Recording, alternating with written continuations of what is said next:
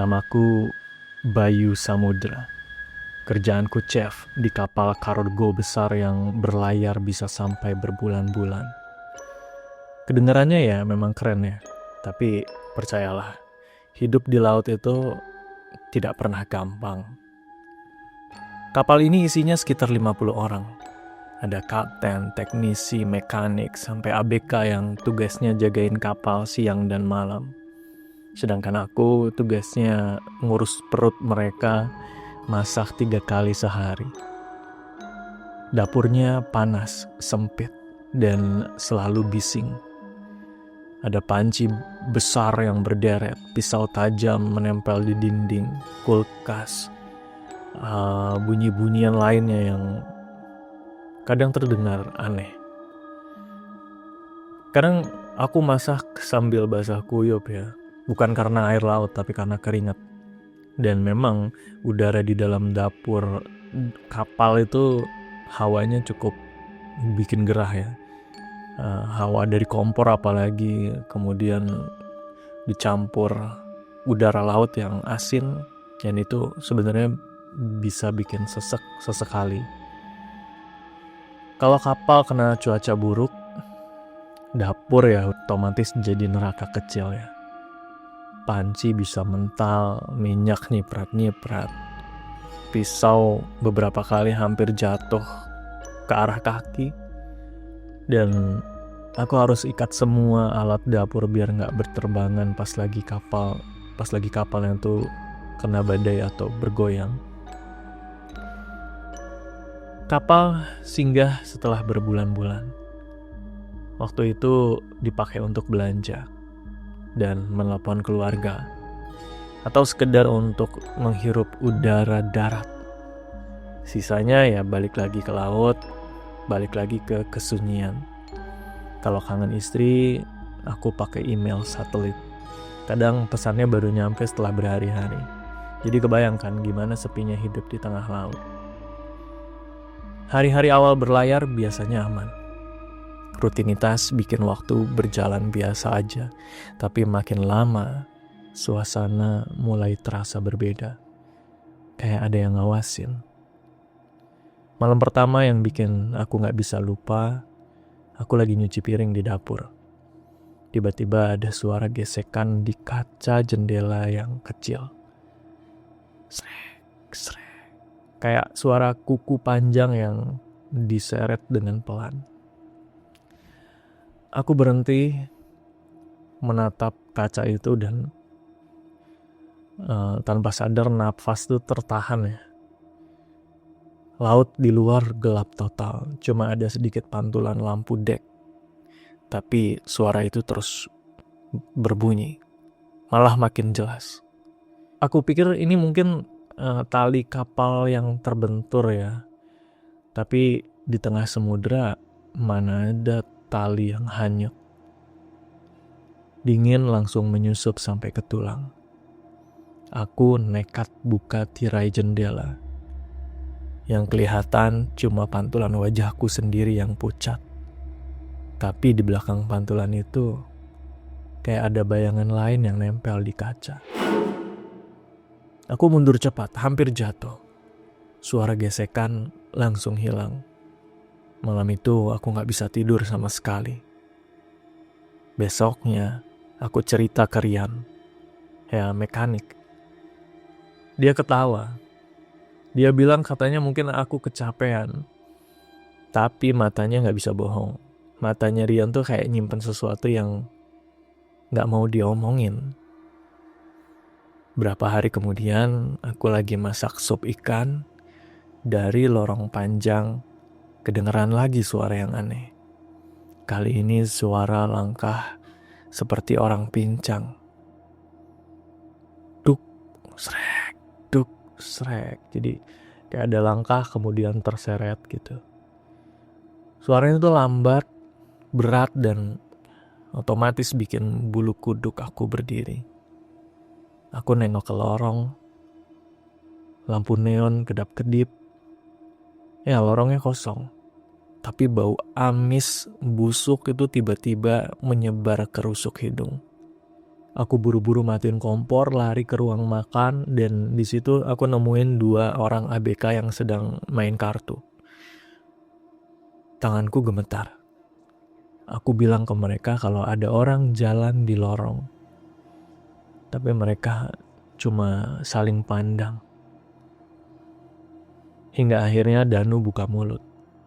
Dia bilang dulu pernah ada koki kapal yang meninggal mendadak di dapur. Ceritanya sengaja ditutup biar beberapa kru gak ikut panik. Badanku waktu itu langsung dingin. Kayak darah ngalir ke semua ujung jari. Aku cuma bisa duduk kaku, gak percaya dengan cerita itu. Malam lainnya aku tidur di kabin. Kebangun, gara-gara lagi-lagi ada suara yang aneh. Kali ini suara ketukan, tapi dari bawah ranjang. Kemudian ketukan berubah menjadi suara gesekan. Lagi-lagi seperti suara gesekan kuku yang menyeret besi persis di bawah kasur. Aku lompat dari ranjang dan keluar kabin. Lagi-lagi aku bertemu lorong kosong. Sepi di sana, cuma suara mesin kapal yang terdengar. Tapi dari kamar masih ada suara gesekan itu. Besoknya aku cerita lagi ke Rian. Dan Rian akhirnya ngaku. Mungkin karena aku terlalu sering ngomongin hal-hal aneh ya yang aku temui. Akhirnya Rian ngaku kalau pernah mendengar suara perempuan nangis di ruang mesin. Suaranya lirih, kayak dicekik. Padahal ruang itu kosong. Danu juga cerita, dia pernah lihat bayangan orang jalan di dek. Terus bayangan itu seperti lompat ke laut. Ya, gak ada suara cipratan sama sekali. Aku sadar, ternyata aku gak sendirian ngalamin ini. Kayak ada sesuatu yang ikut hidup di dalam kapal. Dan makin lama, makin sering menunjukkan diri. Sampai suatu ketika, ada badai besar datang. Langit mendadak hitam. Angin menusuk telinga. Suara ombak keras kayak ribuan pintu ditutup bersamaan. Jedar, jedar, jedar. Kapal mulai goyang. ABK berlarian, berteriak, mengkoordinasikan banyak hal. Ada yang ikut kontainer, ada yang jaga mesin. Yang jelas semua wajah-wajahnya itu tegang. Tapi aku harus tetap di dapur. Panci mental, minyak panas, nyiprat ke tangan. Tapi telingaku tetap menangkap bunyi-bunyian aneh. Suara ketukan kaca di tengah badai. Aku lari ke jendela, kacanya berembun. Padahal hujan deras. Ada 5 garis panjang di embun. Kayak tangan besar nempel dari luar. Aku kaku. Gak bisa teriak ya. Gak bisa minta tolong. Tapi suara ketukan itu masih terus ada. Tok, tok, tok. Suara badai seolah kalah dengan suara ketukan itu. Di dek atas, teriakan makin keras. Aku naik sebentar mau melihat keadaan, dan disitulah aku lihat satu ABK terseret ombak. Namanya Ardi. Dia pegangan tali, tapi ombaknya rupanya sangat tinggi dan deras. Satu terjangan, tubuhnya hilang di telan laut. Kami semua sudah mencoba menolongnya, berteriak, melempar pelampung. Tapi sepertinya ombak terlalu ganas. Tidak ada jasad Ardi yang kami lihat di sana. Malam itu, kapal hening banget. Gak ada yang main kartu, gak ada yang ngobrol. Semua cuma, ya kebanyakan menunduk, kayak setengah jiwanya terbawa oleh rekan kita yaitu Ardi. Sejak saat itu, gangguan semakin sering datang. Beberapa kru bilang mendengar suara Ardi memanggil dari kegelapan. Ada juga yang bilang sosoknya mondar-mandir di lorong. Aku sendiri ngalamin. Pas lagi mengiris bahan-bahan di dapur ya. Jelas banget ada suara lirih di kuping yang berbicara, "Samudra." Pelan, dingin, bikin pisauku tuh hampir jatuh. Rian cerita dia pernah ngelihat bayangan Ardi di ruang mesin. Berdiri, diam, basah kuyup, terus hilang begitu saja. Sampai dia yakin itu benar-benar Ardi. Kemudian Danu ini lebih parah. Dia ngaku pas jaga malam ada suara langkah di belakang dia berjalan. Pas nengok, bayangan orang pincang.